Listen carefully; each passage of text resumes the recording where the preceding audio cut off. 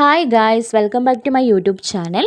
ഇന്ന് നമ്മൾ തയ്യാറാക്കാൻ പോകുന്നത് പുളിയിഞ്ചിയാണ്. അതിനാവശ്യമായിട്ടുള്ള ഇഞ്ചി ഞാൻ ചോപ്പ് ചെയ്ത് വെച്ചിട്ടുണ്ട്. പിന്നെ ഒരു 4-5 വറ്റൽമുളക്, ചെറിയ ഉള്ളി ചെറുതായിട്ട് അരിഞ്ഞതുണ്ട്, പച്ചമുളകുണ്ട്, ആവശ്യമായിട്ടുള്ള വെളിച്ചെണ്ണ എടുത്ത് വെച്ചിട്ടുണ്ട്, കായപ്പൊടിയുണ്ട്, മുളക് പൊടിയുണ്ട്, മഞ്ഞൾപ്പൊടിയുണ്ട്. പിന്നെ ഏറ്റവും പ്രധാനപ്പെട്ട ഇൻഗ്രീഡിയൻ്റായ പുളി ഞാൻ കുരുവൊക്കെ കളഞ്ഞെടുത്ത് വെച്ചിട്ടുണ്ട്. പിന്നെ അതുപോലെ ഒരു 5-6 വെള്ളം എടുത്ത് വെച്ചിട്ടുണ്ട്. പിന്നെ ആവശ്യമായ കറിവേപ്പിലയുണ്ട്, പിന്നെ ഉലുവ ഉണ്ട്.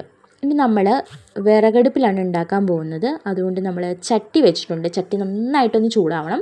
നന്നായി ചൂടായി വരുമ്പോൾ നമ്മൾ അതിലേക്ക് വെളിച്ചെണ്ണ ഒഴിക്കുക.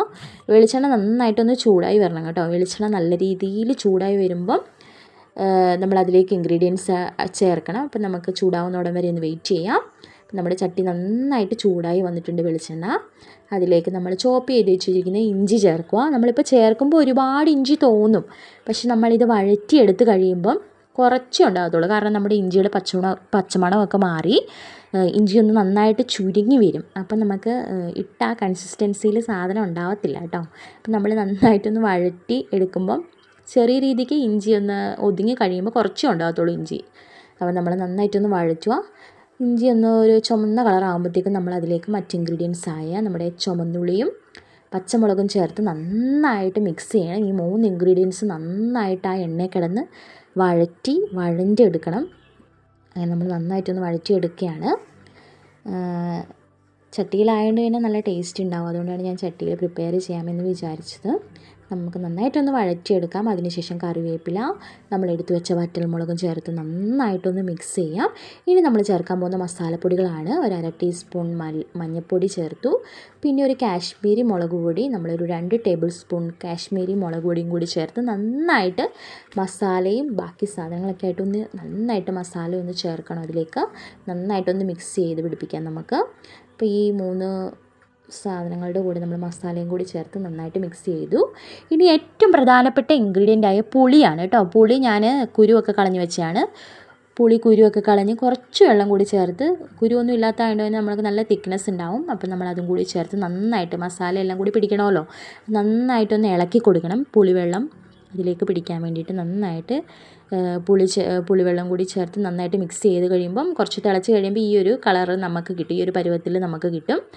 ഇനി നന്നായിട്ട് ഇളക്കി ഒന്ന് തിളയ്ക്കാൻ വേണ്ടി വെക്കുക. കുറച്ച് നേരം തിളച്ച് വരട്ടെ. അപ്പോഴത്തേക്കും നമുക്കതിലേക്കുള്ള മെയിൻ ഇൻഗ്രീഡിയൻ്റായ വെള്ളം, ഞാനൊരു 5-6 വെള്ളം എടുത്തിട്ടുണ്ട്. അപ്പം നമ്മൾ വെള്ളം ഒന്ന് ചെറുതായിട്ട് പൊടിച്ചിടുവാണെങ്കിൽ നമുക്ക് ഒരുപാട് സമയം എടുക്കുന്നതിന് മുമ്പേ തന്നെ നമുക്കിത് തയ്യാറാക്കി എടുക്കാൻ പറ്റും. അപ്പോൾ ഞാൻ വെള്ളം ചെറിയ രീതിക്കൊന്ന് പൊടിച്ച് അല്പം വെള്ളം കൂടി ചേർത്തിട്ടിട്ടു. പിന്നെ ആവശ്യമായിട്ടുള്ള ഉപ്പ് നമ്മുടെ പാകത്തിനനുസരിച്ച് ചേർക്കാം. മധുരത്തിൻ്റെ ഒരിതും കൂടി നോക്കിയിട്ട് അതിനാവശ്യമായിട്ടുള്ള ഉപ്പ് ചേർത്ത് കൊടുക്കുക. പിന്നെ ഇതിന് മെയിനായിട്ട് വേണ്ടത് കായപ്പൊടിയാണ്.